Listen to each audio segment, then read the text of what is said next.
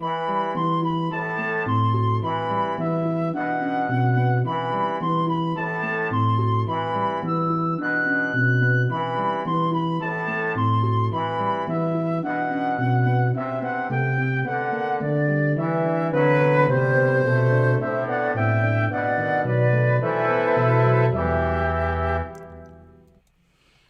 evening, everybody. Welcome back to Exploring the Lord of the Rings. This is session number 267, and tonight we continue in the council near the knees of Carathras, where finally we receive the counter-suggestion that we've all been waiting for the one who has not yet interrupted the proceedings with his suggestions. It is time to look at Boromir's contribution to this discussion here this evening. First, just a quick reminder, we are coming fast upon Mythmoot. Mythmoot will be just a little bit more than a week from tonight. Next week is Mythmoot. Really excited to go down to Mythmoot again. Mythmoot, of course, I talk about our regional moots, the different places where we are able to go and get together, in different parts of America, different countries around the world. Always so exciting to travel and get to connect with, groups of people located in different places. Mythmoot is our biggest conference of the year. It's our big national conference, certainly like the big one, especially for North Americans, though we try to make it as easy as possible to get there from other places. We have some people who can come across from Europe, over from the West Coast. We're down in the D.C. area in Leesburg, Virginia, specifically right near Dulles Airport. We're back at our traditional venue where we've been most of the time since Mythmoot 4. This is Mythmoot 10 this year. Anyway, really delighted to have you guys here with me tonight. So Mythmoot is going to be so much fun. Always a great time to be able to see people. It's the place where I get to connect with more of you in one place at one time than really anywhere else in the year, and that's always just so delightful. Don't break my finger this time. Yeah. See, the last time I didn't break my finger at Mythmoot that time. I went with a broken finger and didn't get it diagnosed until afterwards. It was only at the end of Mythmoot where I was like, gosh, my finger still hurts. 5 days later, maybe I should get an x-ray. Yeah, but it'll be fine. It'll be all good. Anyhow, we will see, but delighted, again, just looking forward to things. All right. So I wanted to point out, of course, there is still time to be able to sign up to attend in person if you are able to join us in person. But of course, we also, as we do with all of our moots, and as we really sort of began doing with Mythmoot, it was sort of the origin of our hybrid moot presentations. Which we try to make as accessible as we possibly can to everybody who can't physically come to Mythmoot. So you can sign up for the remote attendance at Mythmoot, and you can not only will that enable you to join us from wherever you are, but also will give you access to the recordings of Mythmoot as well. So that's where we're going. No, I don't think we're going to try to bury a pony in the snow, Bob. I think that's probably not going to be. We haven't done a reenactment in a little while. We did, of course, the marvelous memories of our reenactment of the flight to the Ford. There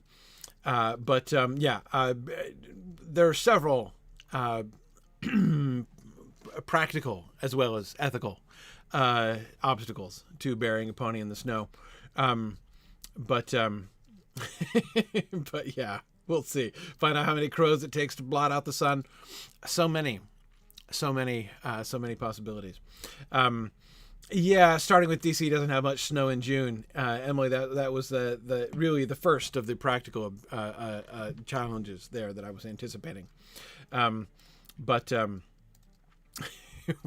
We will see. Anyway, all right. Let us get back into the text. So, Aragorn has just said his sort of dark thing, remember? "It is a name of ill omen," said Boromir, "nor do I see the need to go there. If we cannot cross the mountains, let us journey southwards until we come to the Gap of Rohan, where men are friendly to my people, taking the road that I followed on my way hither. Or we might pass by and cross the Isen into Langstrand and Lebanon, and so come to Gondor from the regions nigh to the sea." "Things have changed since you came north," Boromir answered Gandalf. "Did you not hear what I told you of Saruman? With him I may have business of my own ere all is over, but the ring must not come near Isengard, if that can by any means be prevented. The Gap of Rohan is closed to us while we go with the bearer. As for the longer road, we cannot afford the time. We might spend a year in such a journey, and we should pass through many lands that are empty and harborless. Yet they would not be safe. The watchful eyes both of Saruman and of the enemy are on them. When you came north, Boromir, you were in the enemy's eyes only one stray wanderer from the south, and a matter of small concern to him. His mind was busy with the pursuit of the ring. But you return now as a member of the ring's company, and you are in peril as long as you remain with us. The danger will increase with every league that we go south under the naked sky." All right. So Boromir's options. Now, first of all, on the one hand, Boromir's options are his initial suggestion is pretty tame, right? On the one hand, pretty tame in the sense that all he's really doing here, and remember, one of the things we've been kind of tracking is the way in which Boromir interacts with the leadership of the company, right? In particular, how sort of patient he was, both leading up to the mountains and while in the mountains and the snow, rising about them. How long he was like biting his tongue before he finally was like, "How about we light a fire before we all die?" That sound like a decent idea to anybody? And then of course leading the way out, burrowing through the snow, swimming through the snow. Anyway, yeah. Here again, we see him waiting for Gandalf to reveal his thing, even waiting for Aragorn to say his piece, right? And when Boromir speaks up, he speaks up following Aragorn, and I don't want to exactly say seconding Aragorn. So hang on, I moved the slide from last time. Let's see, where did it go? There, sorry, Dark and Secret Way. Here it is. Aragorn's last words were, "The road may lead to Moria, but how can we hope that it will lead through Moria?" said Aragorn darkly.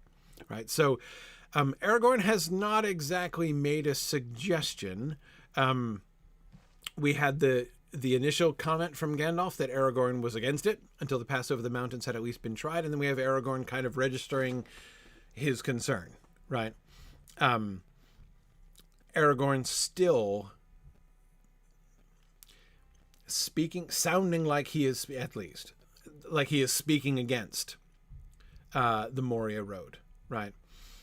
He's not exactly, and Aragorn's contribution, his dark contribution here, is interesting because it's not this is not a constructive comment that Aragorn is making, right? He is not offering options. He is not offering support to Gandalf, but he's also not contradicting Gandalf, right? He's not, it's not as unconstructive as possible to be, right? He's not being like, "I wouldn't go under any circumstances." He's just, I don't know what, reducing hope, right? How can we hope, the road may lead to Moria, but how can we hope that it will lead through Moria? I would just like to point out that there is very little hope that we will succeed in going through this through this route. Now, you could say on the one hand, it's not that much different from what Gandalf was doing before about the mountain pass route, right? I think the weather may prove a worse enemy than any. Gandalf was doing plenty of to suggesting that things were going to turn out poorly. But to To Juice Man, I agree. He has kept no hope for himself, right? And doesn't choose to share any hope with anybody else, right? Yeah, exactly. Yeah. So Emily, the presentiment that he's going to get, right? The sort of the foretelling that comes upon him seems to have not come upon him yet. I've been kind of waiting to talk about this because we haven't gotten to it yet. But I have not yet seen any clear evidence that the reason for his argument, it is possible to imagine, right, that the reason that Aragorn has been so jumpy about the Moria suggestion all along is that he, has his presentiment that ill is going to befall them generally, Gandalf specifically, right? I don't see any evidence that's in play here yet. He's not said anything like that yet. All he said before is, don't say anything to the others until it's clear there is no other way, right? He's just like, I insist we make this the lowest possible priority, right?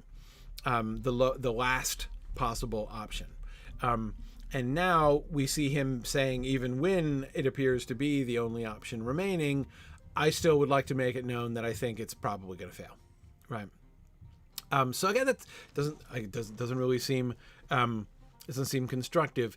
I do think he's obviously worried about it, but again, I don't yet see any evidence that he has this sort of specific kind of, is he still just sitting on it? Right? I mean, does he have the presentiment that evil will befall Gandalf should they go there, and he just doesn't want to say it yet? It's conceivable, but I don't think so. I don't think that if such a foreboding, such a concrete and specific foreboding as that had come upon him yet, I don't think he would have kept it to himself. I don't think that he's like, well, I have not yet found a sufficiently dramatic moment to like reveal this publicly, so I'm not saying it yet. I don't think that does not seem very Aragorn to me. Now I can imagine a kind of middle course here, right? That he is. That he has been having a presentiment about Moria, that he has a bad feeling about this, right? But it's not yet it's not yet crystallized into a particular form. He just has a vague bad feeling. That would, I think, be consistent with what we've seen him do so far. So perhaps that's the case. Though again, he's not, even what he says here doesn't really seem to imply that so concretely, right? Just the rhetorical, like the pessimistically rhetorical question, how can we hope that it will lead through Moria? Is not the same thing as even a vague thing like, I've got a bad feeling about this, right? So yes, Bjorning and Bjarnasonar, that's exactly the kind of thing that's exactly the kind of thing, namely that something terrifies Aragorn about Moria, but he may not be sure exactly what it is. That's exactly what I'm kind of proposing here. But all I'm saying is his words don't even seem clearly, I don't think they're not inconsistent with that. So far, I think his words have been inconsistent with a specific presentiment about Gandalf. Again, I think if he had that, he would have told Gandalf in private already. Like they'd have already gone there, right? I feel pretty sure that it's only when he says it that he clearly has that specific presentiment. But again, this is just like a gloomy prognostication, right? So Anyway, let's see. Stiviggins. So Stiviggins asks an interesting question. Is what happens to Gandalf ultimately a bad thing? Yes. I mean, yeah, it is. Gandalf's death is a bad thing. His return is a good thing. But that's not what we're talking about, right? We're talking about his death. And none of them can see that far ahead.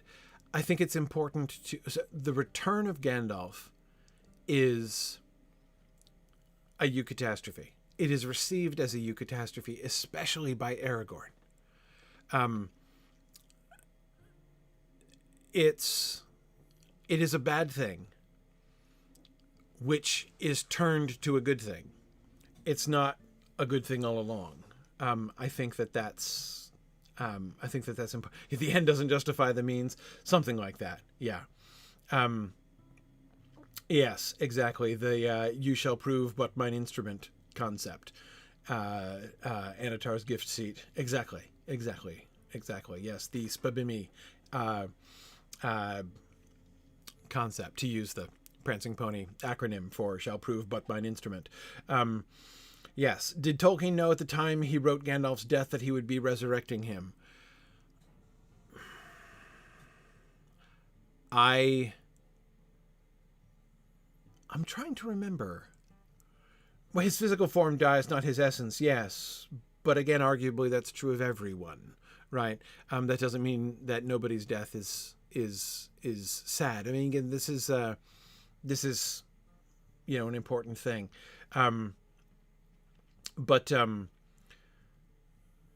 Yes. Contra Thompson, I'm trying to recall the evidence. It's been too long. I need to go back and it's time. I got to go back and revisit I keep forgetting these details from Treason of Isengard, which I believe is where we get the drafts of the Balrog scene.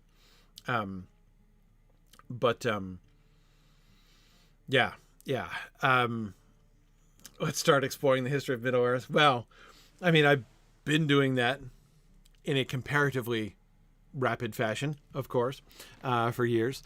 Of course, this month, in fact, in July, coming up very soon, James Tauber in our space program is going to be doing the Treason of Isengard. So you should take James's space module next month and then come back and remind us.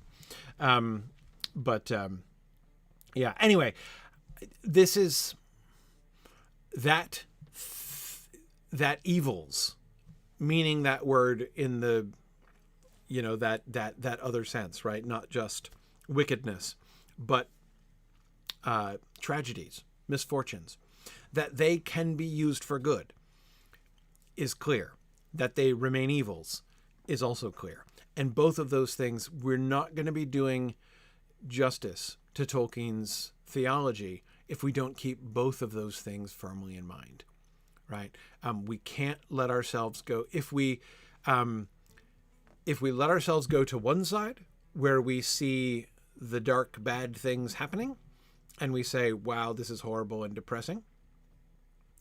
Sorry, it's just me speaking out of my my recent experience in the our journey through the history of Middle-earth together in the Mythgard Academy. We're about 3/4 of the way through the War of the Jewels, volume 11 of the history of Middle-earth right now, and we just finished last week talking about the wanderings of Húrin, concerning horrible, dark things happening, by the way.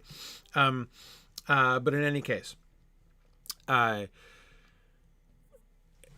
if one goes too far on the one side and says, wow, horrible, it's just horrible things happen and it's just like horrible and depressing and nothing good comes of it, we're not seeing the whole picture. If we go on the other side and say well, actually all the things which are apparently horrible are actually all good, Like everything's good, right? There's an element of truth in that too, but it's also not seeing the whole picture. Yeah.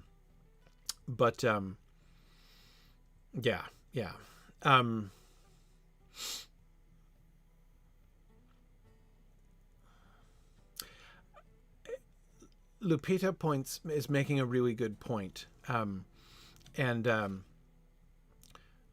Yeah, exactly. Gandalf, the whole concept of what wizards were is very much evolving over the course of the writing of The Lord of the Rings. Tolkien very much does not begin The Lord of the Rings with the concept that Gandalf is the Maya Aloran in human form. Like, that's not where The Lord of the Rings begins. And it's one of the really, it is one of my favorite sort of strands of idea to watch.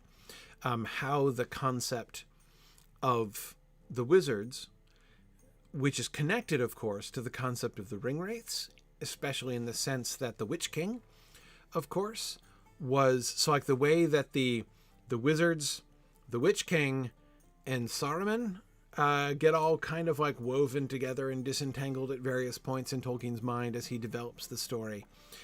The full understanding of who Gandalf is and what Gandalf is and what wizards are is very much in development over the course of the story. So yeah, it's that's important. Right. So I agree, Beyond Honor. We shouldn't get too tied up in talking about Gandalf's death. I just wanted to. It was very appropriately raised in the question of thinking of evil coming to. We're thinking about the prophecies of his death, and that is related. That's we are definitely in the area of that, so it seemed fit to glance ahead at that. Anyway.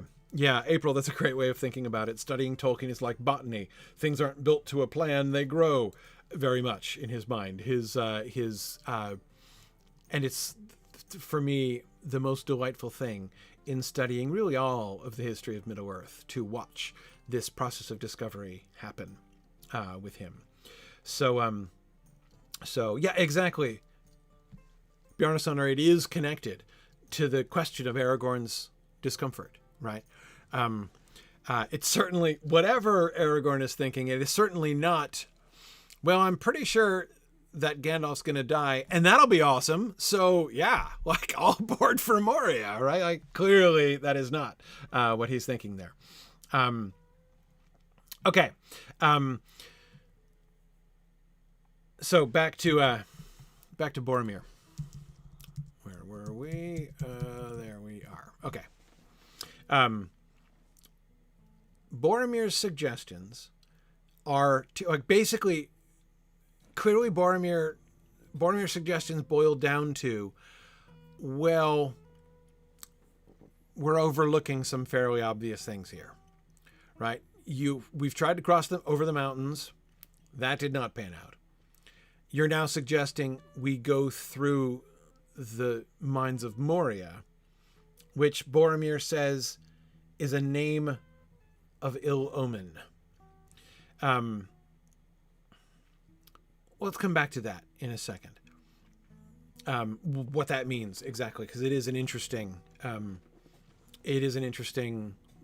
way to say that, right? But before we even get there, the thrust of his comment is to point out there are at least two other options that no one's even like we're talking. Gandalf had said our only other choice is to go back to Rivendell, right? So essentially, this is Boromir raising his hand and saying, actually, there are two other obvious options, which nobody is talking about. Why is nobody talking about this? Nor do I see the need to go there, right? Like, this is far from the only option. So let's be logical, folks. If we cannot cross the mountains, let us journey southwards until we come to the Gap of Rohan. Heck, we're not even far from there, right? Let's keep going down a little bit. I mean, it's not right around the corner, but, we get there without too much more trouble. I mean, going ahead to the map for a bit here, right? We're all the way down here by Moria Gate. We still would have a ways down to go, but it's not much further than they've already been. Like, they've been from Rivendell, Moria and the pass is something like halfway of the way to the Gap of Rohan from Rivendell, right? So yeah, like they'd have to go all the way down, through the rest of Holland and all the way through Dunland. But, definitely, but I mean, like, hey, they've got to go south anyway, right? So it's like, which side of the mountains do you want to go south on? No big deal. He doesn't say it, but like, hey, on this side of the mountains, we avoid that whole haunted forest thing. There are 2 haunted forests on that side of the mountains, right? This is much better. And so that's option A, right? Obvious option A. And notice the arguments that he makes. Let us journey southwards until we come to the Gap of Rohan, where men are friendly to my people, taking the road I followed on my way hither. So he has 2 arguments in favor of that, right? First of all, this is friendly territory, right? Why are we even talking about Moria, right? Why do we even try Karathras? Not that I'm second guessing or anything, but, Rohan is, there are allies. And then what's more, I came that way myself, right? Like I was just there. So it's fine. It's fine just a few months ago. I came through it. We can surely go there. Or, option 2, we might pass by and cross the Isen into Langstrand and Lebanon, and so come to Gondor from the regions nigh to the sea. Okay, let's see if we can follow this here on the map. Okay, so they'd have to go south all the way through Dunland. They would cross the Isen. Okay, so they would cross the Isen, which comes through. It goes right through the Gap of Rohan, right? But then, as you can see, the Isen, the Angren, continues on. Takes a pretty sharp westerly turn, just past the Gap of Rohan and continues out to the sea, right? So let's cross there. We'll go down. We'll go all the way around the mountains. Maybe we'll come through here, right? Down through the Anfalas, through Langstrand, right, and then across the width of Gondor. Admittedly, a slightly roundabout route, right? From here, all the way out and around, and then through. But again, notice, right,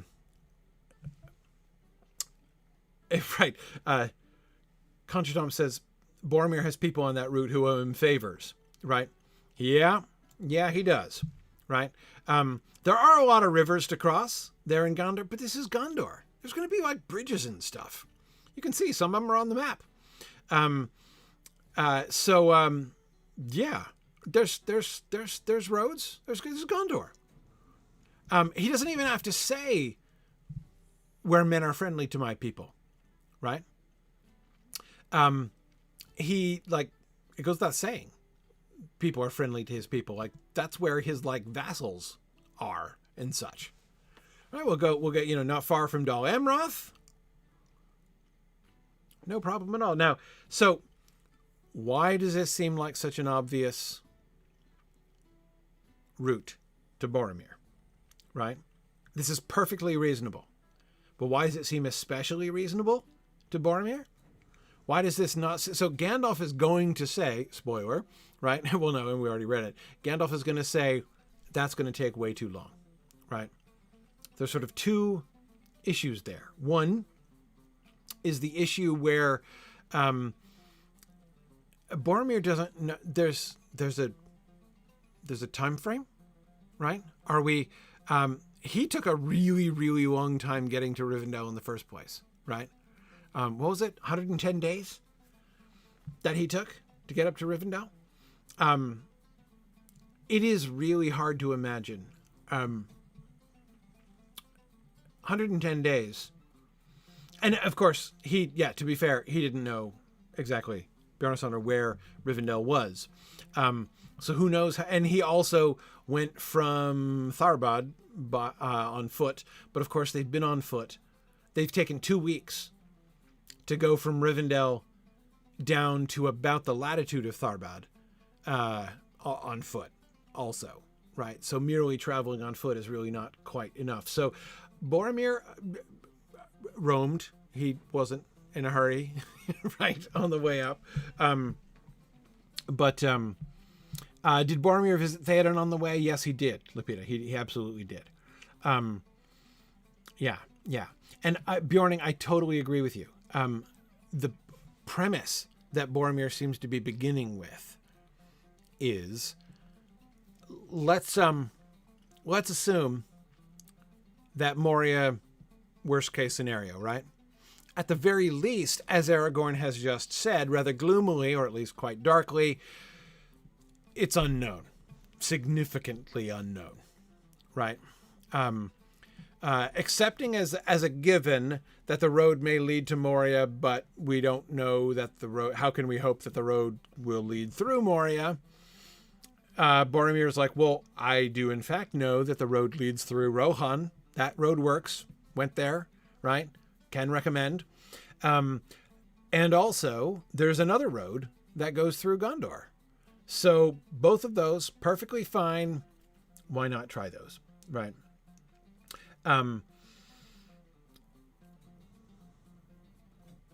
But do you see the other two things? And of course, in his worldview, going through Rohan, going through Gondor, the two obvious best routes. Okay, and it's not just that these are okay. These are the two obvious routes. When he went up looking for Rivendell, right? When he was going up into Eriador, not knowing where he was going, looking around for Rivendell, he did not go up the Anduin and cross over the mountains, right? That was not his plan.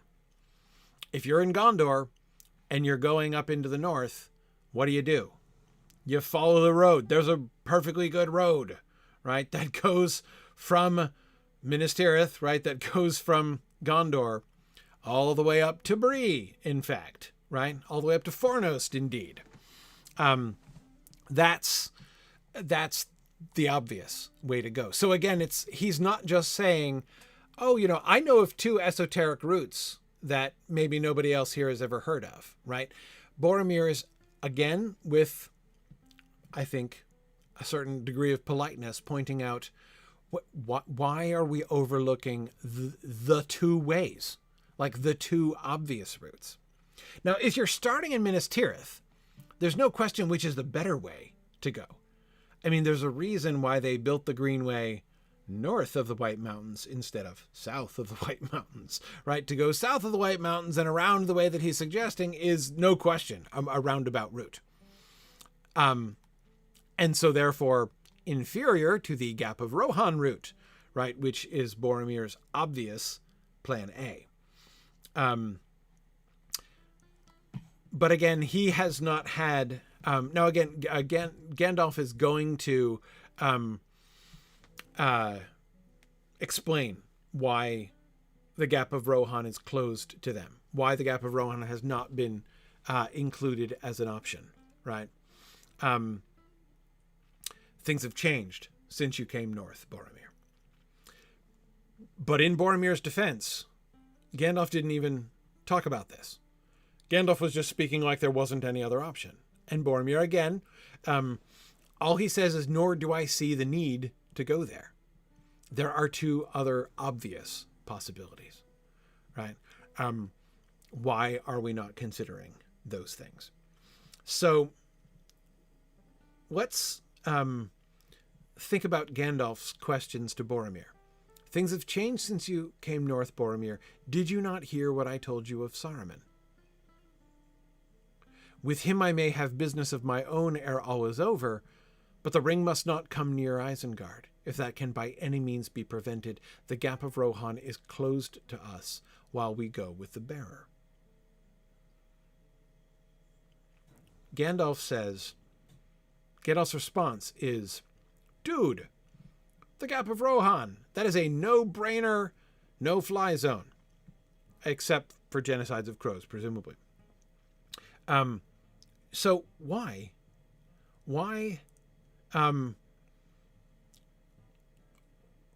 why does Boromir not seem to take that into account? What do we do you see what I mean? Do you see what I'm asking here?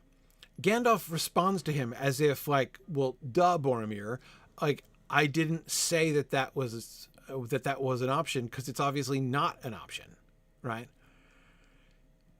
Is there a reason why Boromir thinks it is? If he's making a mistake, which I think he is making a mistake, then what mistake is he making? What can we tell about Boromir's thinking concerning the Gap of Rohan? If we look at his words there again, let us journey southwards until we come to the Gap of Rohan, where men are friendly to my people, taking the road I followed on my way hither.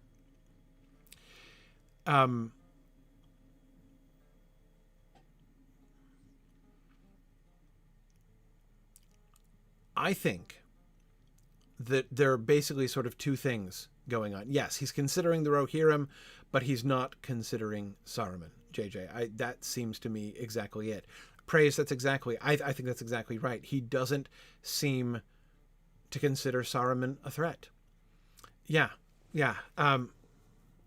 It has not seemed to really sink through into Boromir's worldview, right? That Saruman, I don't think that we have any reason to believe that Boromir actively doubts Gandalf's story. Gandalf has said, Gandalf seems to raise the question, right? He kind of puts it on the table. Did you not hear what I told you of Saruman?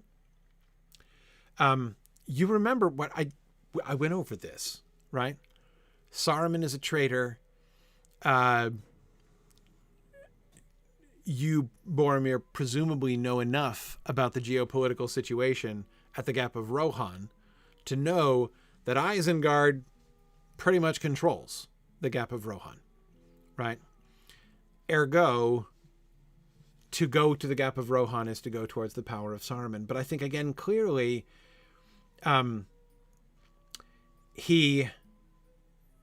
Boromir, I don't think the issue is that he is doubting Gandalf's story. It's possible, but I doubt that. It seems instead to me that he does not consider Saruman a serious threat to the Rohirrim, right?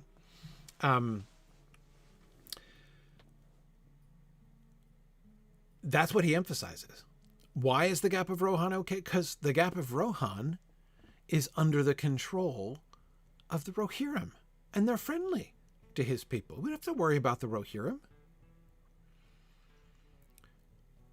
But what he's underestimating is I think, the degree of threat. The degree of threat which the wizard, right, which Saruman poses to the Rohirrim themselves. Yeah, Matt, that's exactly it. Saruman isn't known to have a large army. Again, Gandalf's story included him seeing that, but Boromir hasn't seen that himself.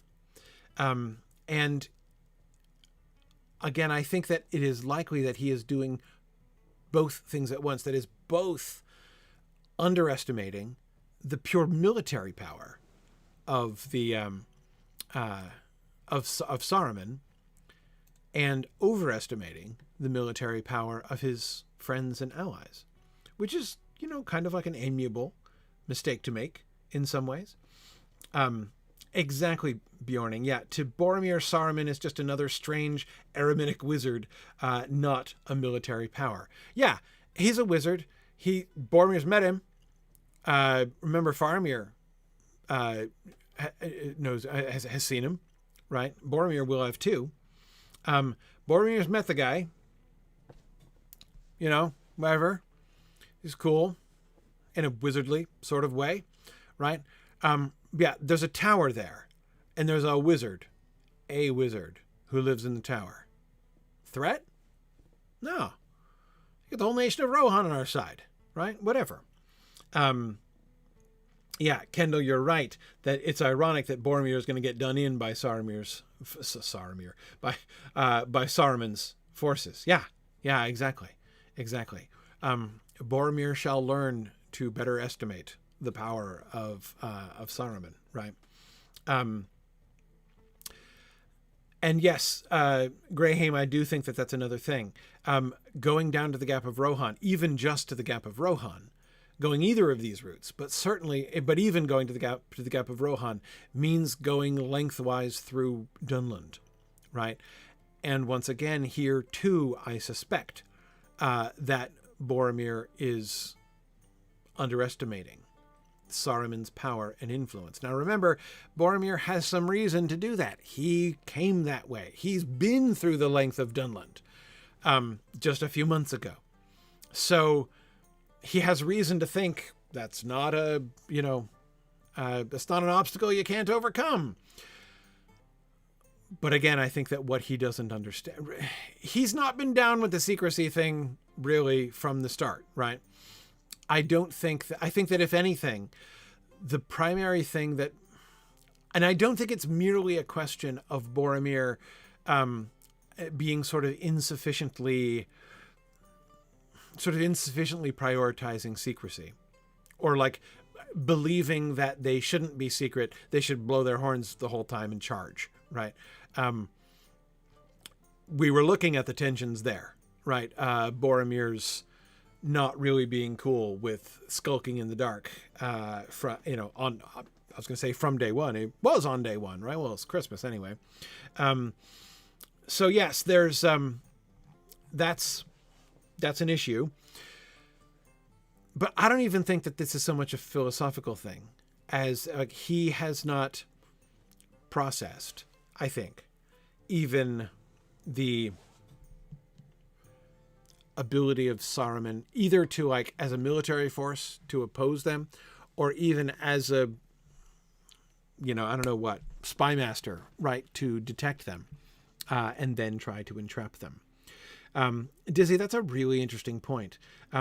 Possibly comparing Saruman and Gandalf, and therefore does not see the threat. Well, Dizzy, again, we know that from Boromir's background, again, he's met them both in the same context. Like, both of them, Gandalf and Saruman, have both been to Minas Tirith. They're both known. They're both known to the stewards and the stewards' heirs. Faramir and presumably Boromir have met them both before, and again under similar circumstances. So even if we think that Boromir is being generous or something, right? That is, maybe he's overestimating the power of Gandalf. He's like, hey, well, yep, so there's a wizard who's against us, but we have a wizard too. Worst case scenario, they sort of neutralize each other, and then we still have all of our Rohirrim allies. So where enters the problem, right? Yeah. Now, I agree, Green Great Dragon, with the testimony that Boromir was less apt to Gandalf's hand suggests that it's kind of unlikely that Boromir's that he's saying these things because he's like, but Gandalf, you're my hero, and if you can't handle Saruman, who can? So he's obviously a non-factor in this whole calculation. I don't think that's what Boromir is saying there. Yeah. And no, Bjarnasonar, I don't think that Boromir would assume that Rohan's army is as good as Gondor's, or even just as mobilized. No, probably not. But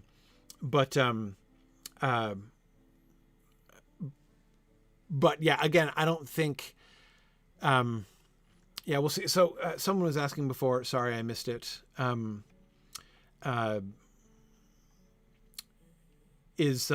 Yes, sorry, Small Gold Scepter. Did Gandalf ever indicate to Boromir that Saruman was a military power? Briefly, in the council, when he was telling the story. From the top of Orthanc, he was able to see the kind of mustering of Saruman's orcs and wolves, right? And remember, he delivered that line about even reckoned as a captain, Saruman has grown very strong. I think that's later. He doesn't say that at the council. But he does indicate that he saw armies, right? But yeah. So yes, armies massing is exactly what Gandalf did. He did testify to that, right? Yeah. Okay. Yeah. As soon as I said it aloud, I was like, no, I think that's two towers. Yeah. Yeah. It is. It is. Yeah. So okay. Now, Gandalf, it's more natural for, and not only because Gandalf has firsthand experience, having seen Isengard and its strength, and certainly enough to be able to know, given their, not only their geographical proximity to the Gap of Rohan, but again, their control of the Gap of Rohan. Now, in Boromir's defense, I don't even think that Tolkien had fully worked this out yet. If we look closely at the map here, Isengard is basically at the sources of the Isen. The Isen River flows down the valley. So there's this valley in the mountains with Isengard sort of at the the heart of it there. And there's this valley with the River Isen flowing through it. And then it goes through the Gap of Rohan, the gap in the mountains. And that's where, as we see, it cuts west towards the ocean. Now, eventually towards the ocean. Well, towards the ocean, getting there eventually. Of course, what Tolkien worked out himself in very great detail, eventually, is that the Gap of Rohan is a very important defense point in the defense of Rohan, especially because the people of Dunland are hostile, right? So the Gap of Rohan is a natural choke point, which if you, especially with your cavalry, right, in Rohan, can defend that and prevent hostile armies crossing from the west into Rohan through the Gap of Rohan, right? So that the defense of that position is crucially important, and it's what the people of Westfold, it's their job, right, to hold the Gap of Rohan. It's one of the points of them, right, is to hold the Gap of Rohan. What Tolkien goes on to sort of develop as he develops the story is that although the Gap of Rohan is a highly defensible position, because the river going through it is, you have to cross the river to get it through the Gap of Rohan from Dunland. So you've got not only this sort of choke point where you can deploy both cavalry and infantry, but there's a river they have to cross, a ford, right? But so it just, again, makes it easy to cross, or makes it easy to defend. Hard to cross, easy to defend. But what Tolkien goes on to show in his sort of tactical review of the battles of the Fords of Isen later on against Saruman is that the Gap of Rohan is impossible to defend against Isengard. From Dunland, yes. From Isengard, no. If the hostile army is coming from Isengard, you cannot possibly defend the Gap of Rohan, because they can come from Isengard, they can come down either side of the river. So if you line up at the river and try to defend it, they can just come around behind you and trap you against the river, right? And they can do that whichever side of the river you're on, right? Or if you're on the little island where Theodred dies, in the middle, they can just surround you there and slaughter you. It is not possible to defend it against Isengard. And Gandalf points out, Tolkien draws the very clear conclusion that it was a significant strategic error on the part of the Rohirrim to even attempt to defend the Gap of Rohan once it was clear that Saruman was against them and mustering armies against them. That the two battles at the Fords of Isen were both of them lost causes from the very beginning. But in Boromir's defense, even Tolkien hadn't worked all this out yet. Of course, if you've read Unfinished Tales, you'll remember that the detailed discussion, it's sort of breakdown of how the battles of the Fords of Isen went down, right? And if you read that stuff that Tolkien wrote about the Battle of the Fords of Isen, it's very interesting how he it's very interesting and very moving, how he lays out the tactical situation here. But I feel it seems pretty clear to me that he wrote that piece because he himself was working it through. He wanted to himself work out the tactical situation and see what must have happened at the battles of the Fords of Isen, in other words. Yeah, Rona, it is wide. Justin guesses maybe 20 miles or something like that. That seems possible. I do believe the Gap of Rohan is wide enough that it's not like it's such a narrow choke point. It's not like Thermopylae or something. It's not so narrow a choke point that you could put a regiment of infantry across it and, guard it against the entire Persian army, for instance. I don't think you could defend it with 300 men. But again, if you happen to have a very large cavalry, it's easier to defend a gap of that kind. Anyway, so point of the story here, again, it seems plain. Boromir does not understand the full tactical situation, especially in Western Rohan, especially it's most critical at the Gap of Rohan. It is at the Gap of Rohan where the defenses of the Rohirrim are going to fail most spectacularly because of the tactically advantageous position of Isengard. So, it's one of the reasons why it was built there.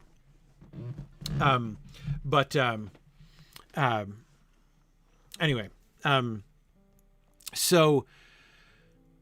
but again, in Boromir's defense, he doesn't seem to have grasped the full situation there, but neither did the Rohirrim themselves.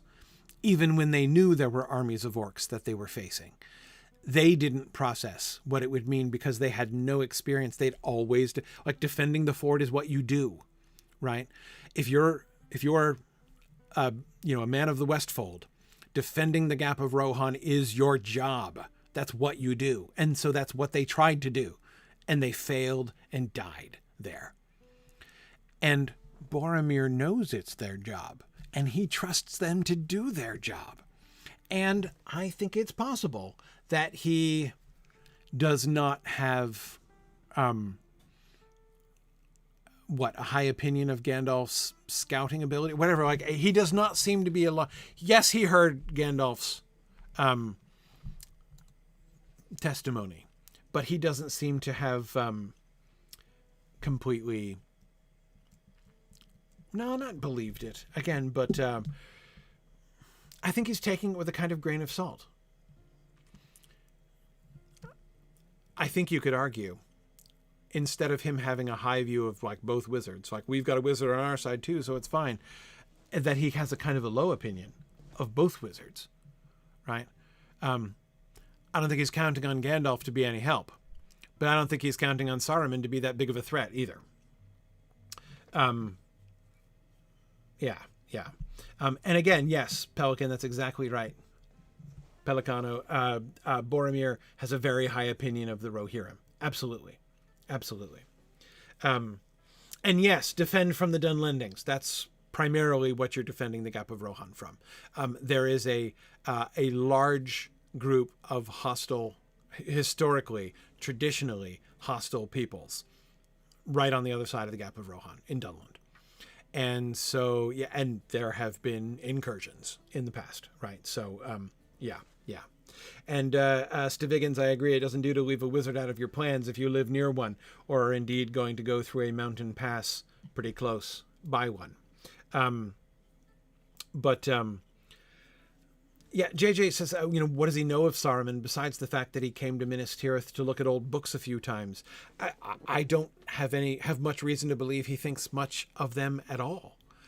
I don't know that he gives either Gandalf or Saruman a great deal of respect. And not to put too fine a point on it, I wonder if Boromir's respect for Gandalf has increased much on the journey so far. I'm not convinced it has. And I can't wholly blame him, right? I mean, remember what we were seeing before with Gandalf's leadership in the pass, right? He's not done much that's impressive in almost any way, Bjarnasonar. At least not to someone with Boromir's framework, right?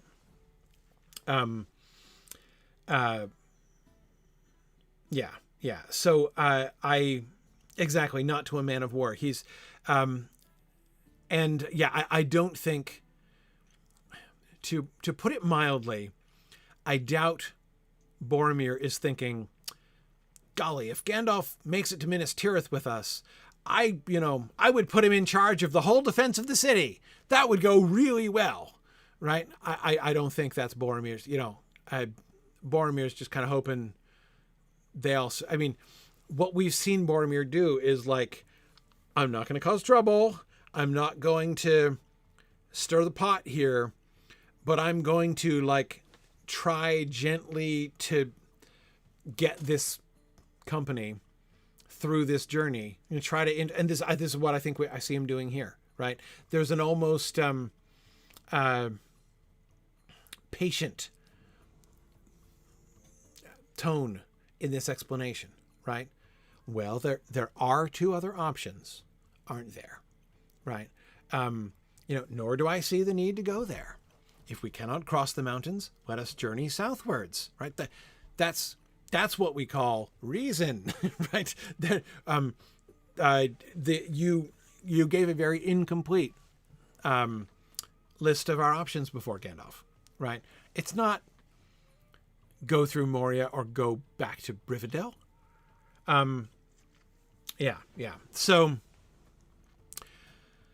So yes, I don't see much reason to believe that Boromir ever was a big Gandalf or Saruman fan, and I don't see much reason to believe that his estimation of Gandalf has grown tremendously. And do you see, looking at the map, do you see there's another bias that I think is at play in Boromir's suggestions here? When you look at his routes, right? When you look at both of the routes that he has suggested, where do they lead to?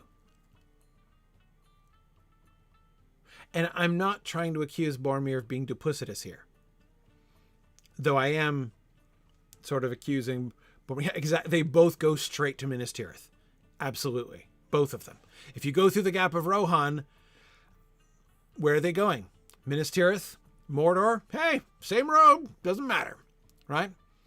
Minas Tirith on the way to Mordor, if you go to Mordor, right? Or we could go around to the south, in which case, we'll hit the Anduin and take the Anduin up to Minas Tirith, right? And then go to Mordor. So, there's both of his suggestions are clearly and explicitly roads to Minas Tirith, roads to Gondor.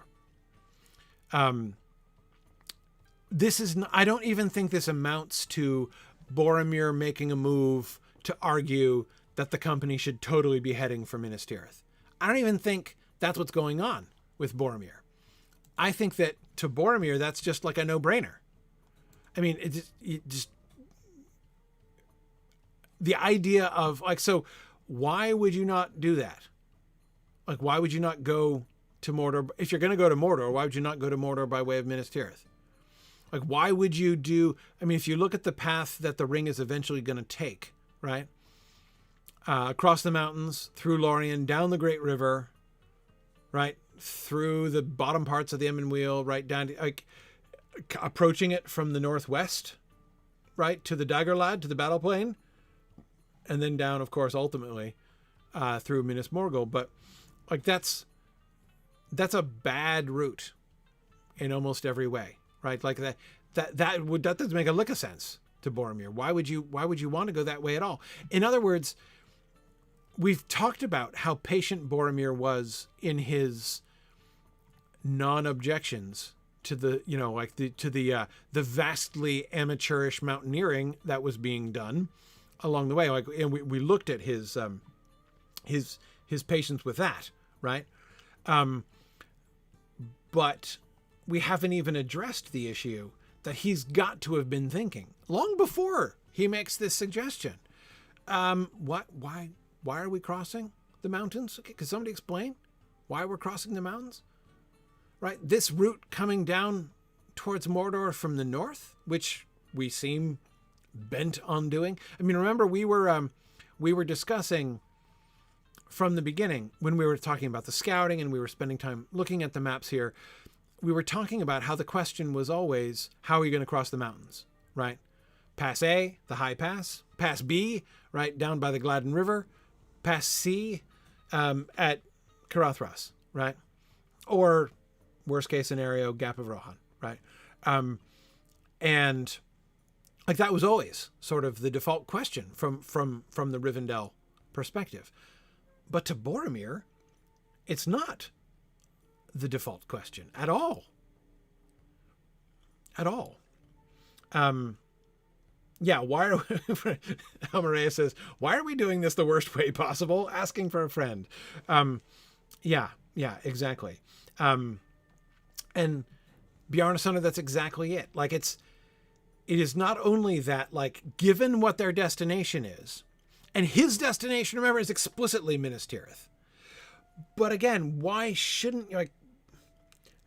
is it not stupid to go towards Mordor by any other way? Like, again, it just doesn't even make any sense, especially when they've been going through hostile or potentially hostile territory. And again, Boromir's like, okay, all right, time out. Yes, we could travel through the unknown wildlands, like on the east side of the Anduin River or something, come down through the Brownlands to Dagorlad and approach Mordor from the north, right? Yeah, sure, that's theoretically possible. And nobody really lives up there, and it would be private, right? We could probably do the stealth thing if we continued in that route, sure. But why? Wouldn't it obviously be better if we're worried about being seen, if we're worried about being followed, if we're worried about being attacked?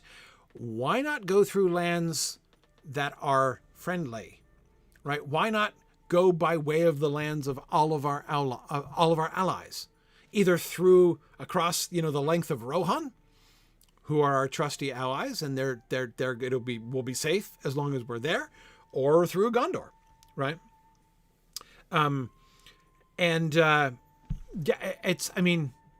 Again, that seems like a no-brainer. Yeah, a little longer, sure. Yeah. I mean, the Gondor route, longer, and no question. But again, is that going to take longer? Really? Then, like the 110 days Boromir already spent going north? He's like, the upside is we know where we're going this time, right? So no problems. Anyway, there are lots of reasons to see why both of these would sound like just no-brainers to him, right? And yes, commandeering horses in Gondor would be no problem for Boromir. Exactly, or you could pick up horses in Rohan. JJ suggested at almost exactly the same time. Yeah, exactly. And as Bjorning says, we don't even know if we can get through Moria. Like this might not even be a real option. So we've got the really bad option at best, possibly no option at all, or, seriously, people, have none of these people ever done problem solving before, right? I mean, poor Boromir.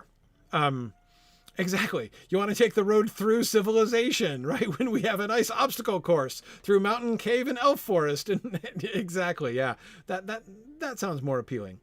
And yes, good. As Eric points out, Aragorn's destination is Minas Tirith also. So there could be something of an olive branch he's offering to Aragorn there as well. Yeah. So anyway, this is. I agree, Maureen. Boromir's plan looks good on paper. It really does. It really does. Even with the extra time, he doesn't know of any deadline here. Exactly. Right now, he presumably wants to get back to Gondor sooner rather than later. But again, these are not only options that should obviously be on the table. They are obviously best options. Let's go back now before we get back to Gandalf's longer response. Look at where he begins again. It is a name of ill omen, is what he says about Moria. It is a name of ill omen. I think Boromir's being polite here. And remember, this is what he says immediately in response to Aragorn's dark saying, right? The road may lead to Moria, but how can we hope it will lead through Moria? It is a name of ill omen, said Boromir. What I'm hearing there is, you're right, Aragorn. What he said, right? It is a name of ill omen. He doesn't know anything about Moria. He's not claiming any knowledge about Moria. To say it's a name of ill omen is vague, right? I mean, he's claiming no knowledge. All he's saying is, yeah, there are general bad associations with this place, right? Yeah, he would probably know it means black pit, and yeah, that this doesn't sound great. This doesn't sound great. Like I bet they get it has really bad Yelp reviews, right? Like no way. Like it's a name of ill omen. It's possible even that Boromir has never heard of it before. Like let me say this another way. If Boromir had never in his life heard of the Mines of Moria, he still might say something like that. Like another way to paraphrase, it's a name of ill omen might be, that doesn't sound great, right? Like, the Black Pit, eh? That's your suggestion? Well, alternatively, we could go by way of through unlike roads, civilized roads through the lands of my people. Anybody think that sounds more fun than the Black Pit, right? Yeah. So, yeah, that's, so again, Boromir's it's a quite neutral sort of, statement, the name of ill omen thing. And honestly, I think he's almost trying to diffuse what Aragorn just said. I think once again, he's being politic. I think this is Boromir the diplomat, coming in again. Aragorn's dark words. What would happen if somebody else chirped up and went the same direction, went one step further down the conversational path that Aragorn just took, which I said before is not constructive. The road may lead to Moria, but why should we hope that it would lead through Moria? If one person pipes up and says, yeah, Gandalf, right? Like it's, we're this close already, right? We're very close to an open dispute between the two leaders of the party, it would sound. So what does Boromir do? Change the topic, right? Let's pour oil on the waters here, right? It is a name of ill omen, he says to Aragorn. Like he doesn't, he would not be making it better if he came in and was like, now, Aragorn, let's not go there, right? No need to be so gloomy, Aragorn, right?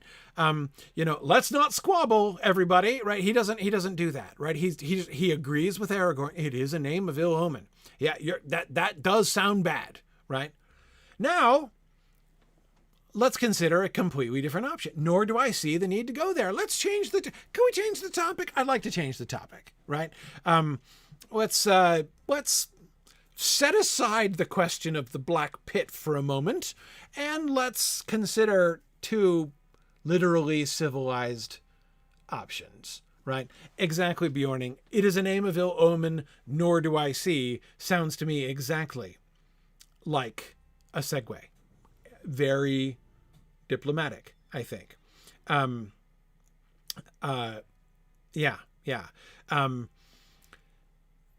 Gandalf, of course, is going to relentlessly oppose his, but I really do think that we can see Boromir once again being diplomatic.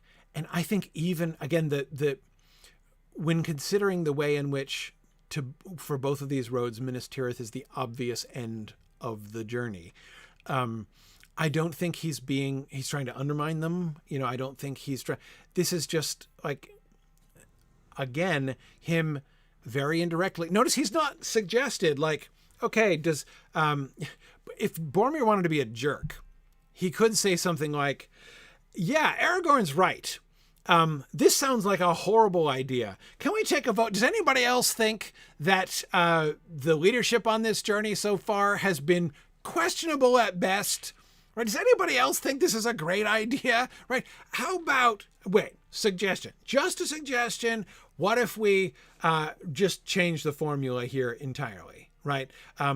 We've been led by bizarre and disadvantageous and almost disastrous routes that, if they had been successful, are going to lead us into the middle of nowhere, right?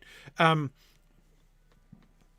don't know about everybody else, but I got a better suggestion, right? Let's vote, right? It's time for a coup. But he doesn't do that, right? He doesn't do any of those things. Instead, he's like, okay, so let's, I'm going to make two suggestions, and my suggestions, I'm not even going to state the fact that they're based on a new given, right? He is suggesting two other ways to get around the mountains, right? And also, tacitly, without making a big deal of it, he is also suggesting that maybe they need to re-examine their larger travel goals, right? I think it's so I agree, Justin, that there is a certain amount of not fully considering new data. And I do think that Gandalf could, and it would not be wholly unlike him, to fire back a snide answer at Boromir, right? He doesn't. Things have changed since you came north, Boromir, is a relatively polite way for Gandalf to respond to this. It sounds almost as if Gandalf is sort of like appreciating the diplomacy that that Boromir is showing, and he's almost reciprocating it right here, right? So, yes, your suggestions are very reasonable, Boromir, but you seem to be overlooking recent developments, right? The ring, did you not hear what I told you of Saruman? But the ring must not come near Isengard if that can by any means be prevented. There, I think we are seeing clearly what he is addressing, I believe, what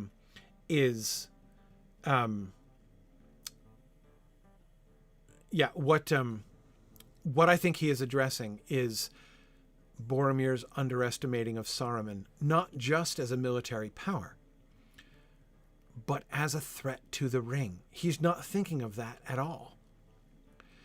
Just as he hasn't been thinking of secrecy. This is not the kind of thinking that Boromir is used to doing. The ring must not come near Isengard if that can by any means be prevented. The gap of Rohan is closed to us while we go with the bearer. Parentheses, that's why I didn't put that on the table, dummy. Right? Like, of course we can't go that way. It is a no-brainer that we can't go to the Gap of Rohan.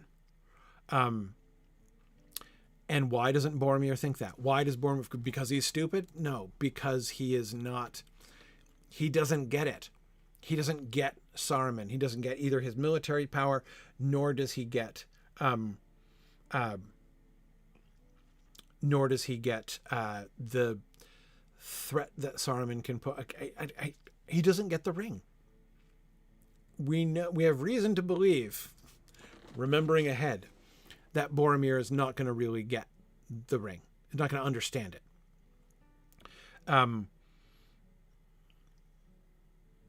Yeah. He underestimates the threat and allure of the ring. Yeah, absolutely. Yeah.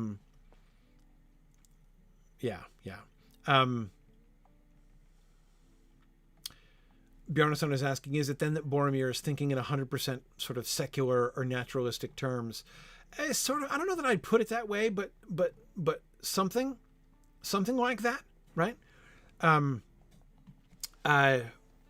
Something like that. I mean, I just think, I don't think he understands.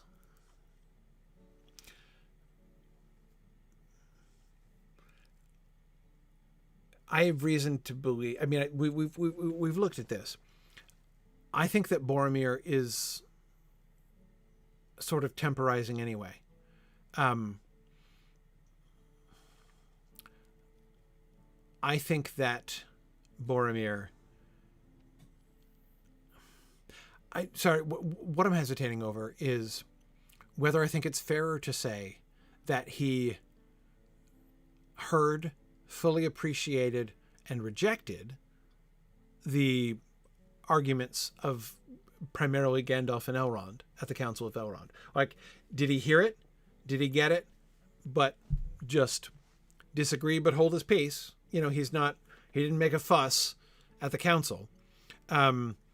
He was quite quiet through the latter parts of the council, right? During the decision-making part, he was quiet. Was he just reserving judgment? So did he get it and reject it, or did he not fully get it? Yeah, and I do, again, it's not that I think that Boromir is dumb. I would not, I don't think, again, I'm not even trying to argue that he's stupid.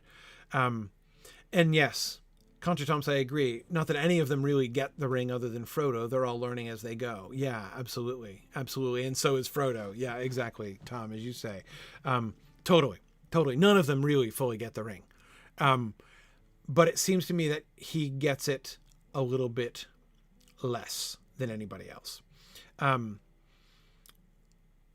Yes, and Matt, I agree. One thing that is not made clear at the council is that the ring is not a weapon like a sword. If Boromir sees it as inert, it cannot be a threat while they sneak past Isengard. This is one of the things I think he doesn't understand. His own words, his own suggestions that they use the ring against Sauron suggests that he sees the ring as some kind of weapon, basically, in some sense. Maybe not in a kind of a crude sense. Like, I'm not trying to suggest that Boromir thinks that if you put on the ring, you can, shoot fireballs or something, whatever. Like that it's like a weapon that you equip and then, fire or something. I'm not suggesting that his thinking is as crude as that. But everybody was talking about it giving power of command, right? And we will see more clearly.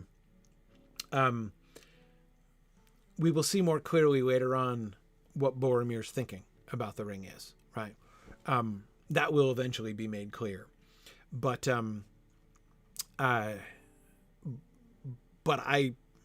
I don't think there's much reason at all to believe that he has not fundamentally changed his concept of the ring. He said it's a weapon, basically. We should use it against Sauron. And they said, no, really, really bad idea. And he was like, all right. Right? He conceded that. but again, I'm not sure he buys it. I think that, I think there's a big part of Boromir that is thinking, look, we should go through Minas Tirith. That's, first of all, it's the obvious and safest way to get there, right? And if we go through Minas Tirith, we can ask Dad. Let's see what Dad has to say about this, right? Should Denethor, not only his father, not only his liege lord, but the person whose wisdom in lore he really does trust, he has heard, and his father has heard, of the reputation of Elrond, right? But especially if Boromir's opinion of Gandalf is relatively low, then he would have very little reason to think, okay, so that elf council, whatever that was, in the north, came to this, to me, honestly questionable conclusion, right? I'm going to get a second opinion. I'm getting a second opinion. I'm kind of think I really want to hear what Dad has to say about this. And should Denethor have a contrary opinion to what those half-elves and wizards said, what's Boromir's reaction going to be? Right? Which he would, Gildaloin, absolutely. Again, it's not that I think that Boromir is planning treachery or anything like. I don't think he would consider this treachery in any way. I just think he was like, well, we should. It is only before we go. We have to go through Minas Tirith anyway. I mean, come on. There's no other way to get to Mordor, honestly. And clearly, we should seek Denethor's wisdom. And it's kind of my duty to consult the Lord of the City, right? Before I do anything so rash as pat them on the head, pat the ring bearer on the head and send toddling off to Mordor, right? But yeah. So that's these things seem to me implicit to underlie Boromir's thinking, and Gandalf's response, like that Gandalf is kind of picking up on this. Like what do we just in that first initial response from Gandalf? What do we see that Gandalf sees in Boromir's observation, in Boromir's suggestions? And I think that this is what he himself is seeing. Like you still don't get it. The fact that you're not totally on board with the secrecy is the first tip that you don't get it. But the second tip, right, is that you're ignoring the Saruman problem. There's more that we can say about his second paragraph there. We'll start with that next time. But we are getting late. I know. Apologies. All right. I'm going to let you all go. It is always so much fun to think through Boromir's comments. Hasn't it been true? Like every time Boromir talks, his first, at first it sounds really simple. Like it's really easy to come to quick and sort of quick and dirty interpretations, right, of Boromir and what he's thinking. But the more you think it through, the more sense Boromir's worldview it's a tidy place. Like it makes sense. All right. Thanks so much, everybody. See you guys next week. So we'll finish this up and then we'll head on to continue the further discussions next time. So thanks to everybody who is joining us for our text discussion. It's field trip time. Good evening, Valoria. How are you? Good evening. I'm doing good. Excellent. Yeah, and I have my own thoughts on Boromir, and I think, I'm definitely along the same lines. Just because he doesn't understand the innate magic of, ancient ring forging from the days of Celebrimbor doesn't mean he's stupid. It's just no, not. This is so outside his worldview, right? I mean, it's so far outside his experience.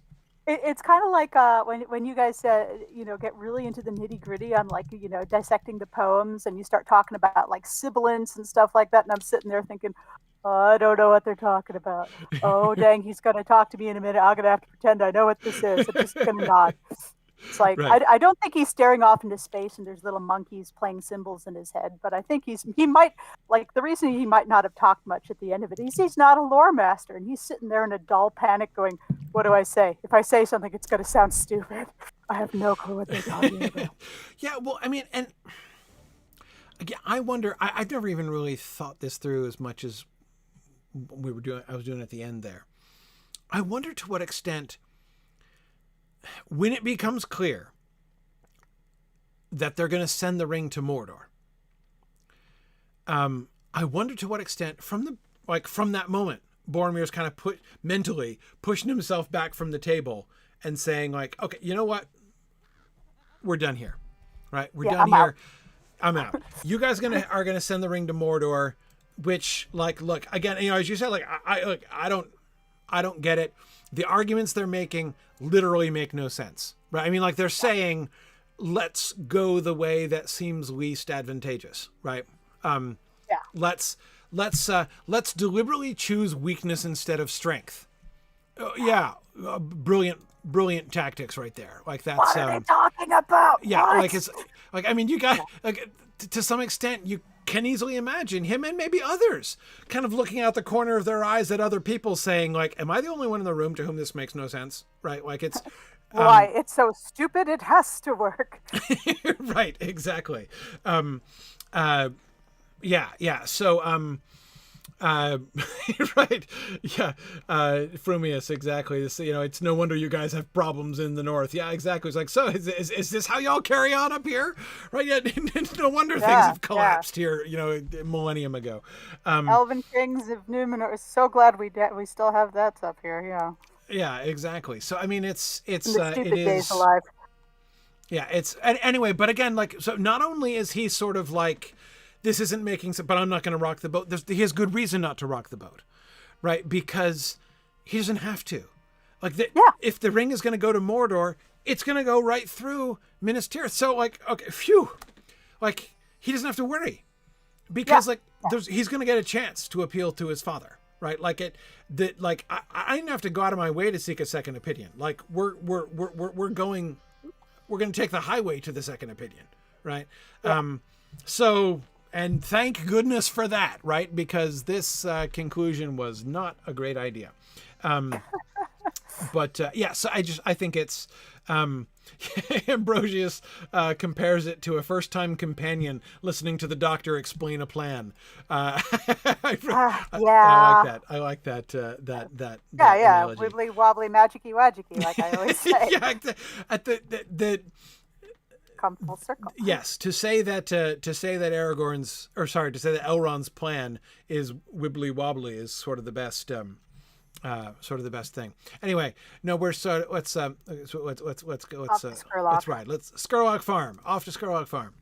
Yeah, but like, not only does he get it, they're also just kind of like, well, strapping rockets to our head doesn't work. Let's try to launch ourselves via catapults. And he's just sitting there going, could we drive? Is that an option? Right. And the Rick Gandalf's is just looking at him like, if I could drive, would I strap a rocket to my head, son?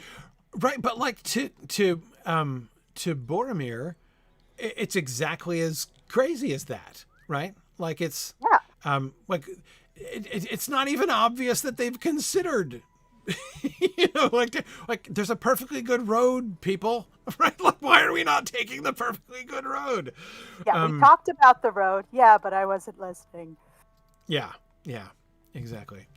Okay, so here we are. Now it's lovely coming back to the farm, and now seeing from here, looking out towards Amanfirnir, where we finished last time, the weird obelisk with the magic boulders. The spiritual boulders piled up beneath it. And you can see it clear from here. And by the way, my favorite part of this like particular view is, we look around and we can see, like, up on this hill to the northeast, the tower that is attached to the burial ground right? The mausoleum on top of the hill. And then we turn, and off to the east, we can see the ancient burial ground where like some sacrifices of old seem to have been made. And then we can't see the other ruins from here. But anyway, that we look back and we know like we'll look to the west, and that's where that big city was that we just rode from to get here. And then it's just kind of charming and up on the hill is a big windmill. Right, like it's pretty like, windmill. Which of these things is not like the other? But I like that windmill. Yeah. It's like being in Ireland. Like literally, I stayed at a bed and breakfast. You just roll out of bed and look, there's an ancient decrepit church and there's a standing stone. Yeah, it's like we're lousy with them out here. Okay, let's go. So what I'm wanting to do here is I'm going to get up on this neighboring hill. Now that we've been to all of the major ruins around the farm. Yeah, this is a good lookout point. Okay. So from here we can see clearly there's the mausoleum up on the hill. There's that older tower that's sort of in the trees there, right? Just like due north of here is that sort of secondary tower that's closest by. There's An Fearin, the old burial ground. There to the south, that's Darbad, isn't it? That we're seeing in the distance. No, it's not. That's Nimbarth. Okay. Oh, cool. That's something else. All right. So that's something else we're going to go see. Cool.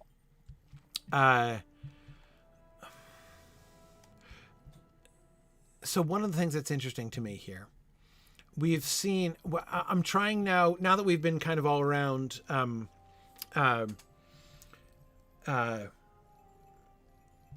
we've been all around this valley, right? The farm is in the middle of the valley, and we've been to the ruins almost all the way around. We need to go down towards Nimbarth, but I'm trying to sort of imagine what this valley, what this region was looking like in, the early Third Age, right? Or the middle of the Third Age, at the time of the civil wars and that kind of thing. And there's not, what we did not find in this region was obvious evidence of like a city. Yeah. There are some like hunting lodge type things. There are some towers and a few little enclaves that look like maybe some people lived there, but no significant population center. And yet huge like death structures of various periods and kinds, right? Yeah, you've got the sort of open air marketplace that we saw. Yeah. You've got the mingling of other, and there were several other. Yeah, there are several other ruins right to the south. Yeah, no, we're gonna go look for some of those now. But I just wanted to point out like how the extent to which one trend that we saw earlier on in Cardolan when we were up in the northwest, right up in Tirn Gorthad and Dol Ernil at the beginning of our explorations, was that the Cardolangians basically seem to have set up their cities and homes wherever they found ancient burial grounds. Like, is there a creepy ancient burial ground here? Let's build our city right there and live amongst the dead, right? That was... We live here? Oh, nope. There's no dead people. Right. That seemed to be like creepy choice number one, right? Here in... in up over here in the northeast, up here in the South Downs, it's like we're not going to live here at all, except we're going to build I mean, if this kind of mausoleum, like the one up on the hill here, were in a like near the city, right? If we had like that big city whose name I always forget, Karanost, if near the great city of Karanost in the center, which was clearly the old major population center of this whole region. If Howth Nearly there were built like, on the outskirts of that, right? A polite ride away from the city, the great mausoleum where the great ones of the city buried their dead. That would be one thing. This is quite a distance away. I'm not saying it's complete. No city and we're going to build this enormous mausoleum out there in the middle of nowhere. It's again suggests a strange, not the same kind of shady, questionable kind of cultural priority as the let's build all of our cities and houses right amidst the burial grounds. Stone. Yeah, but it's still weird. So okay, let's head back towards Amonir and Amonfirn, and look around off sort of to the south of this, so we can see we're sort of approaching it from the other angle. Interesting how from here. So remember, we can see when we came across, so we approached it from the other side last time. And when we came there, remember there were like those terraces we can see from here, those terraces that we were seeing on the, not just the round platforms leading up to the, the obelisk at the top. From here, it looks more like a, not a city, but more like a building, right, than just isolated sacrifice spots or whatever. But it still is very open. It still certainly does not look like a city. But it looks a little bit more, planned? Is that what I want to say? Maybe? It's a necropolis. Yeah. And we haven't even talked about how weird it is that we have these two rival necropolises in this area, right? Necropoli? Necropolis. I'm not sure.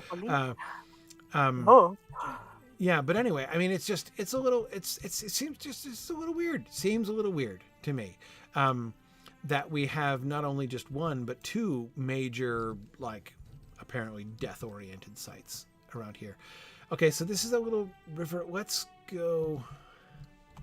Let's not go down. Let's go across and see if we can head south over on the other side there.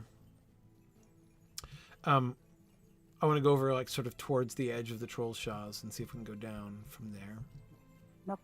Necropolides? Right. I'm going to take a Greek scholar over my opinion any day, but the Sedgemead, I love that. Okay, Sedgemead. There we are. So, that's Nimbarth. Okay, so we've turned the mountain turned me south again. Okay, so we do I don't have. think that's meant to be leaning like that. What, the one on the left? Yeah. Yeah. There's something wrong there. Power of Nimbarth. Yeah. Okay. So hang on. So that is the river. So there's the Grey Flood. Sorry. There's the Grey Flood over there. All right. Let's see. Can we? I'm going down. All right. Gently. Okay. Very good. That's fine.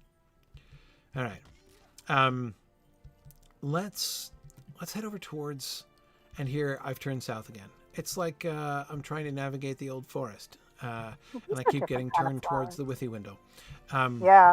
For all Tolkien's claim to love nature, he sure did make a lot of haunted forests, didn't he? Yeah, true. Or again, a lot of trees that fought back. Well, yeah, forests that were very much more alive, as the hobbits say of Fangorn.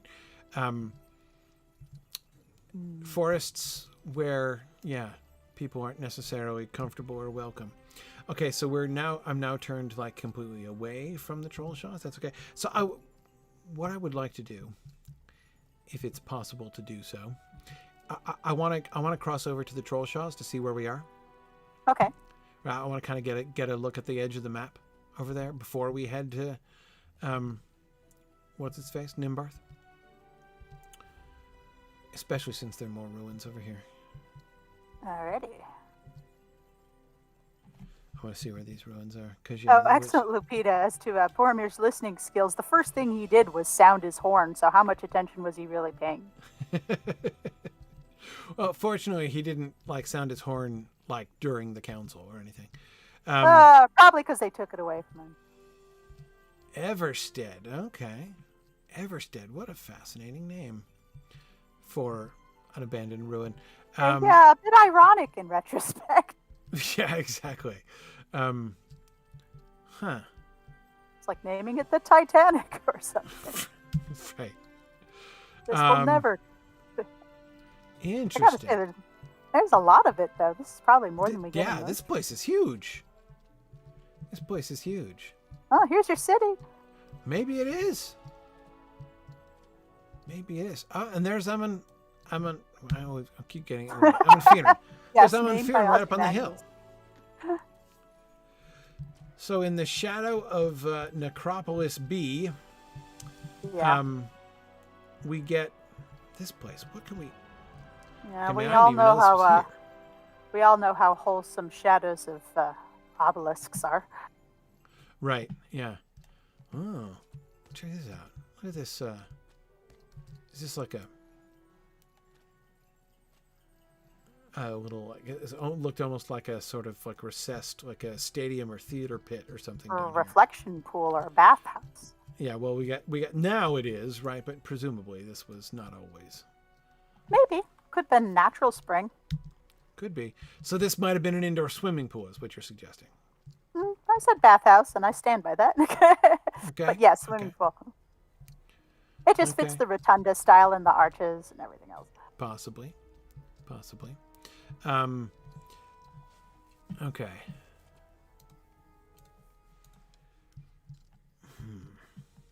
See, I'm trying to get to like a vantage point where I can kind of see the ruins, the whole ruin, and get a sort of a sense of it. Back in the South Downs. Okay, so we've got this big hunkin' tower, Yeah. and we've got that like rotunda area. Big open courtyards or halls.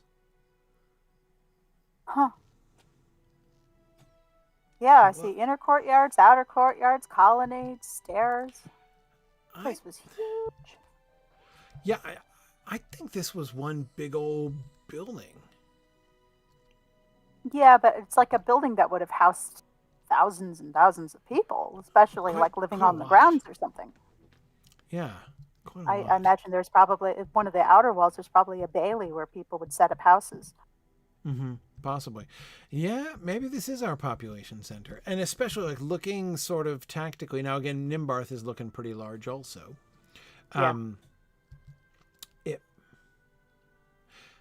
This is a strange location. Nimbarth makes sense. Nimbarth is down on the peninsula, right? Yeah. And we know that the Gwathlo, the Grey Flood, there was a great deal of traffic. It's a highly navigable river, right? Yeah. Up at least to, and presumably a little bit past Tharbad there. So Nimbarth would have been on like water trading routes and such. Yeah. Was it as much of a delta then as it is now, or was it called Grey Flood after some event? No, I think it was called the Grey Flood there already. Yeah. But yeah, so it's not.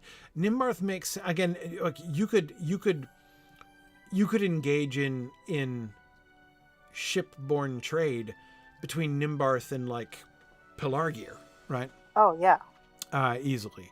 So again, Nimbarth makes sense as a location. This is pretty much the middle of nowhere. I mean, this is a weird little wet valley in the shadow of Necropolis B. Yeah. Not far from the river, but not close to the river. I guess it depends on like maybe this is an advantageous spot in the river because a certain type of fish is available here, or because a certain type of resource is available here, or the ground's particularly fertile and rich. Maybe. There's got to be a reason they set it up here. Oh, sure. Maybe it was just pretty and they liked it. Though, again, they seem to be big into building in valleys often. I guess. Like it's a Maybe little the weird river that was like just the right depth for a certain kind of ship. right, like let's go down here where our basement will definitely flood all the time. Well, that's Virginia. Right. Why do So we sorry, have I was coming over here to try to figure out what this part. So we've got the big tower and the rotunda and the other big tower. And then there's this whole area. We've got the one wall here with the surviving arch, and another wall yeah, or I think it's house. like a And then keep there's and a this up bailey. here. Yeah, probably a bailey. Part of the outer wall. Yeah, I'm going to say this big part here with the field is the bailey, and this is part of the outer wall. So you make an outer wall at the top of a hill, and then you go downhill from the outer wall? What? Oh, wait, we got some knotwork on this guy. Look at this. Yeah. Wow, this is not a wall. This is a monolith. Look, what is this? Yeah, I don't even know what this is. Oh, and there's more walls down the hill. On the other side, it keeps going. Is this? I can't tell if this is doors. It's too tall. This is a This. tower. I'm inside it now. This is a tower. This. Oh, okay. Oh, yeah, that makes sense. It would be attached to the outer walls as part of the lookout post. Maybe so. So they did. If they didn't want to live on the hill and get the views, maybe the Karanost people, like all the people who really like views, live in Karanost, and everyone who is kind of plus minus on the whole, room with the view thing. Yeah. Just said, okay, all right. So there's the. I can't find the entrance. Where's the entrance to this tower? On the south side. South side. Okay, I went right past it, didn't I? Yeah, in between the trees is where you can get In There's between a the trees. chest in here. I think it's a treasure cache. Oh, that kind. Okay, that kind of insight. Okay, yeah. I was there.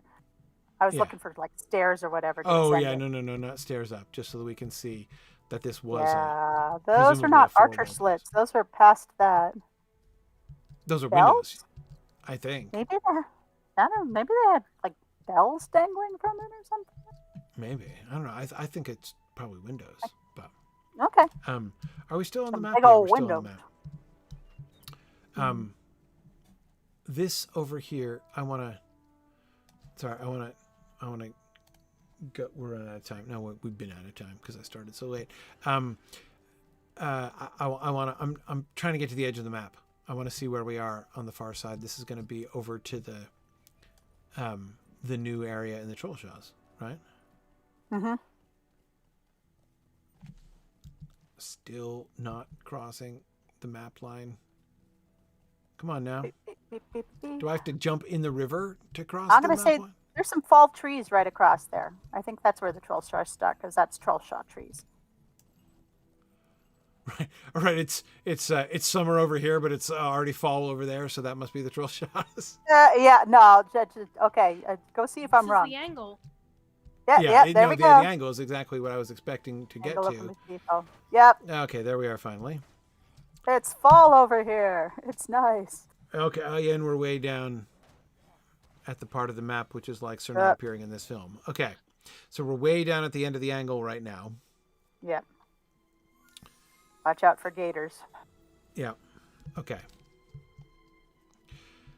The reason I was wanting to make sure I was understanding the geographic connection. So down, we're not too far, right? If we go a little bit north from here, we would hit that camp that was down by the water, right?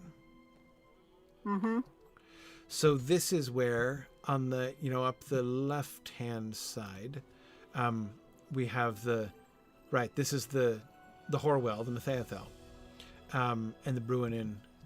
So that's the Horwell over there, and that's the Bruin Inn over there on that side, right? We're way down at the tip there of the angle, and right, that camp. So, and we were looking at how when we were exploring that up there, that part of the angle which is north of us, we were noticing how that seemed to be kind of docks and depots for people who are sailing ships up the river. From Tharbad and points south. And that means at the time of Cardolan, therefore, when people would have been living in this Everstead place, I love how that part of the river was apparently too deep for my horse, but not too deep for me to walk on. They would have been, because see, there's their tower right there that we were just looking at. So, in fact, it's not so detached from the river as it sort of looks. It's just sort of sheltered. What it is private, frankly. It's right? like a It's hidden near city enough of to its the own. river on both sides, really. You could go over this way to the Horwell. Those docks, and those docks are just across the river. Mm-hmm. Or you can go the other way. Looking there, as we can see in the distance, is Nimbarth, right? Mm-hmm. So you can access the river, and here's this hill. Here's a good view. Right, so there's Everstead down there. This very large complex, kind of snuggled into this little valley. Yeah, very safe. You can access either river. Again, you're not right on the water. Okay, you're on water just because there's just water there. But you're not on either river. But you're not far from either one. And it's very convenient to the necropolis.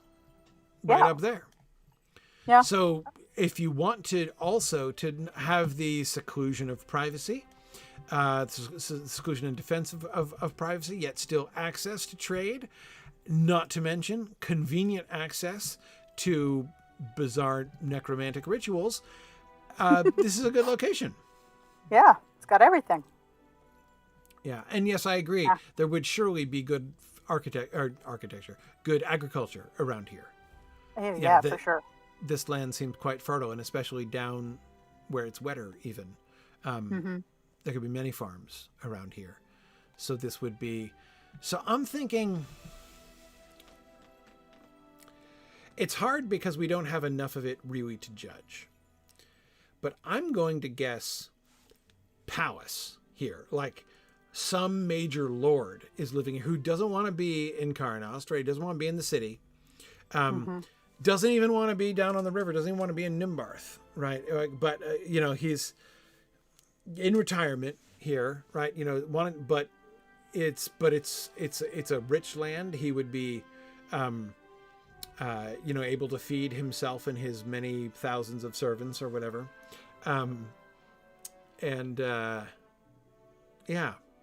And again, there's a necropolis when you want one.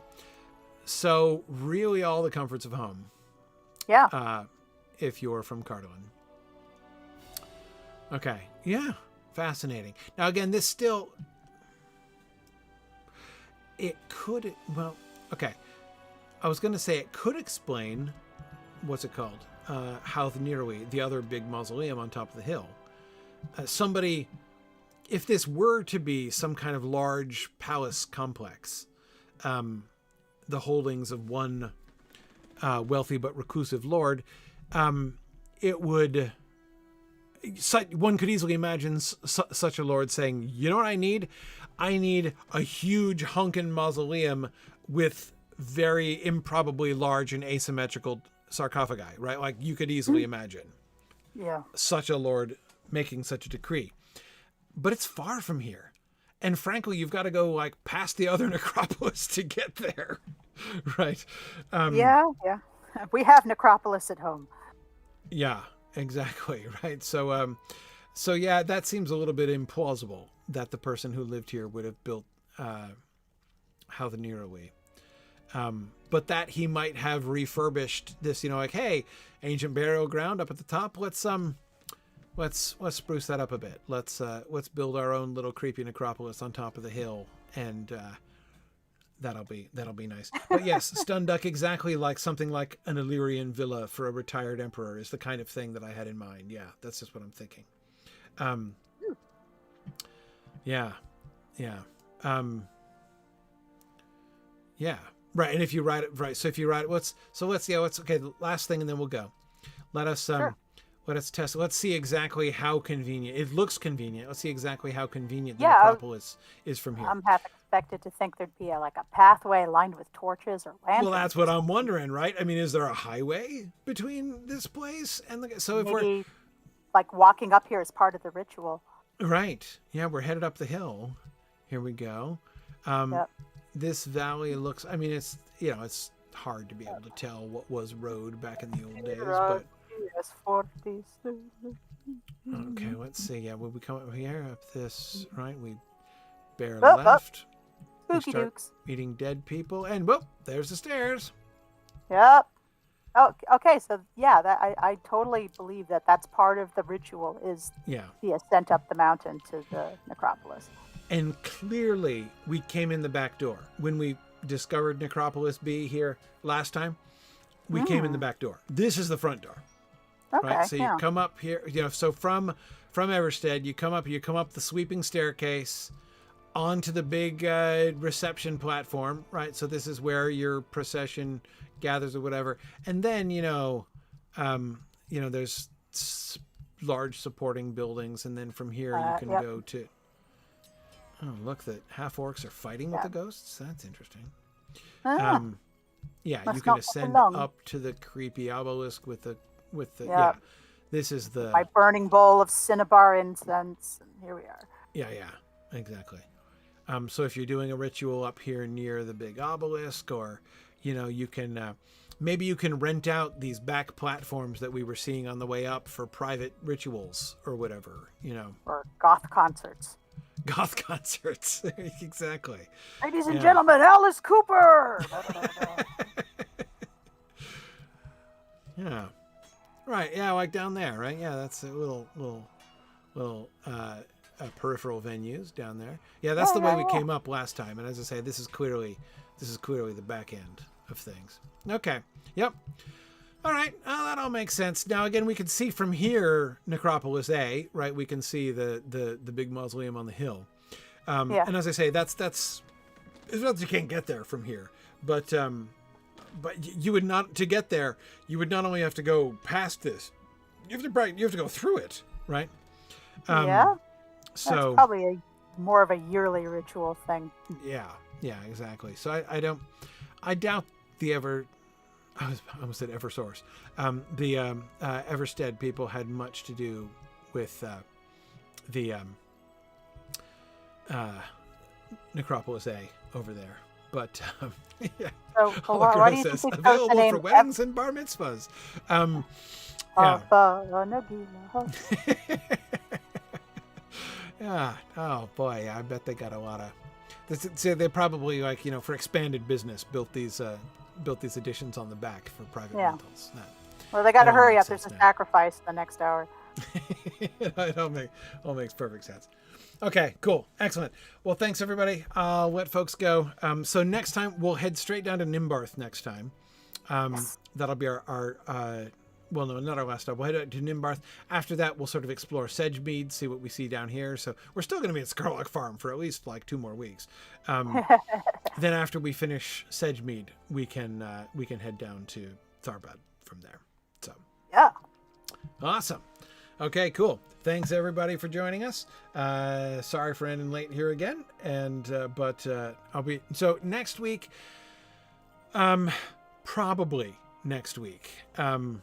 Probably next week. That'll be right before Mythmoot, but I think I'll be here. We'll see. There's a chance I might have to cancel depending on how preparations for departure to Mythmoot are going, but we'll see. But anyway, thanks everybody. Hopefully see you next week, but if not, definitely see you the week after. So All right. thanks everybody. Good Bye, night now. everyone. Bye.